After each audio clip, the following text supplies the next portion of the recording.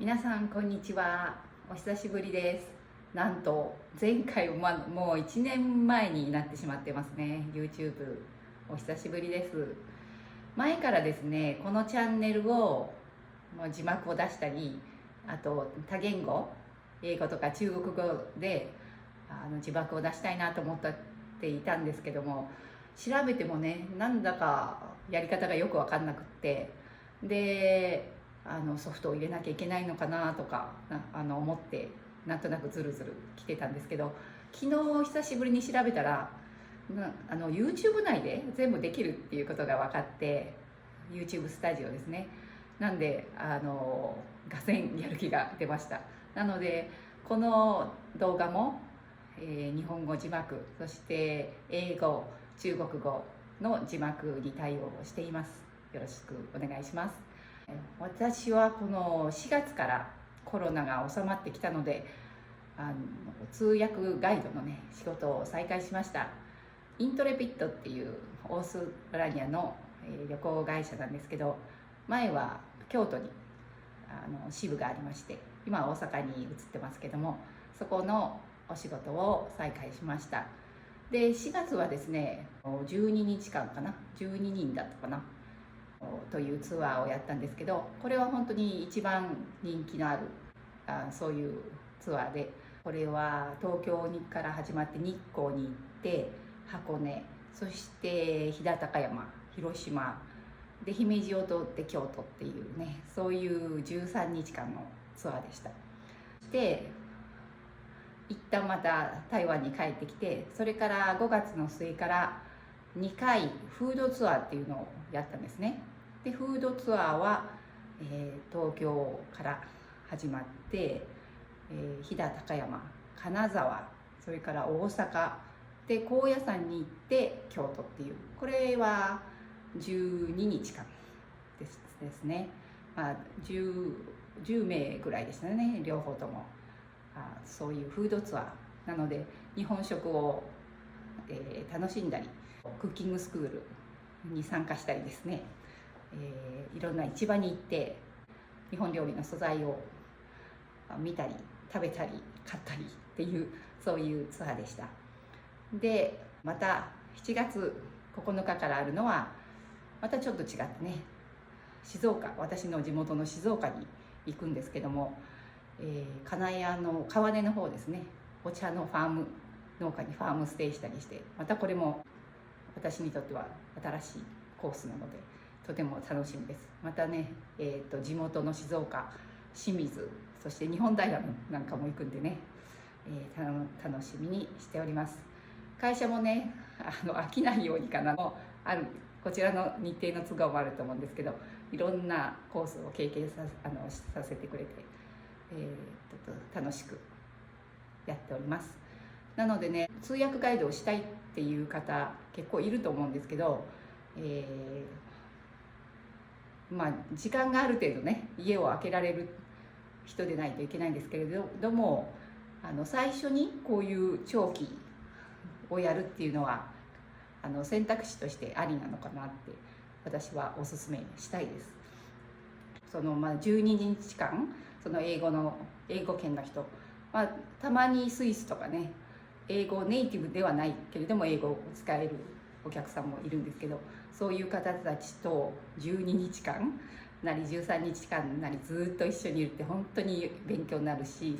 いろんな意見交換もできたり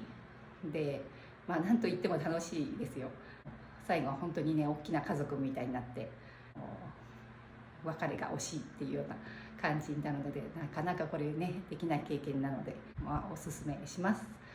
英語がですねある程度できて、ネットが使えて、会社とは全部ネットでやり取りするので、それができて、あといい笑顔と、あと日本を紹介したいという情熱があればなんとかなるんではないかと思います。本当に朝から晩まで一緒にいるっていうのと、突然のね病気になったりする人も出たりとか、いろんなことが起こりますのでね、なかなか緊張した日々が続くんですね。であとフィードバックでね、その評価もされますのでね、そのあたりの緊張感もかなりあるんですけども、いやなかなかいい仕事なんではないかと思っています。それからですね、4月からまた別の仕事を始めたんですけど、お茶のワークショップを英語で外国人に紹介するお仕事なんですね。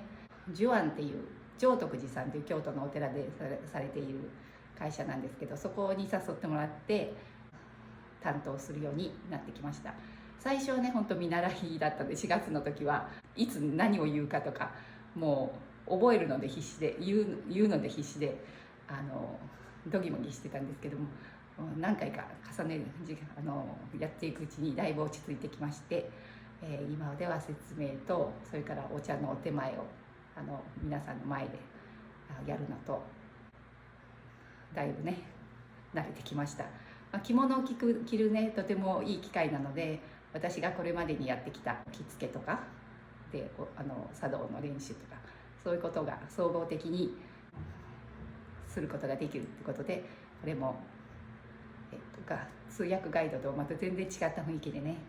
楽しんでいます。ということで、この4月から私も、台湾と京都行ったり来たりしながらねこれをするってことで生活がガラリと変わってしまったんですけども、まあ63歳という年齢の割には頑張ってやれてるかなと思います。でコロナの間には本当にもう運動不足が溜まってたので、そのガイドをしながらなんていうかな、体が浄化していくっていうか悪いものが抜けていくっていうような感覚をすごい持ちました。またね、コロナの間グリーンズっていうの英語学校でオンラインなんですけども通訳の勉強をさせてもらって、でその中には観光ガイド用のクラスもあったんで、その中でいろんなお酒の作り方、それから宗教の話、そういうのを勉強しながら通訳としてどういうふうな表現をするかっていうのを勉強してたんで、実際今回もね通訳する場面っていうの結構ありましたんで、それも本当に役に立ちました。また世界情勢をねそのグリーンズで担当していろいろポッドキャストを聞きながらみんなでディスカッションしてきたんですけれども、それも今回のスモールトークでね外国人のお客さんと話す話題になったりとか、コロナでやってきたこともすごく役に立ってよかったなというふうに思ってます。ということで、今台湾に戻ってきてまたあと数日で日本に戻るんですけども、やっぱり台湾いいですね。なんかのんびりしてほっこりしております。で体力回復してまた次に、つなげていきたいなと思ってます。ということで久しぶりの YouTube なんですけれどもまた続けていきたいと思っています。また今ねビーズの35周年ライブジムっていうのが始まっていまして、今週末は愛媛かな。で私も来月ツアーの後にまた1週間お茶のワークショップをやって、その週末かな、福井の日曜日に初参戦いたします。これを楽しみにね今からまたいろいろ準備していこうかなって、怪我や病気もしないようにしっかり全力で参戦できるように頑張りたいと思います。ではまた次の動画でお会いしましょう。さようなら。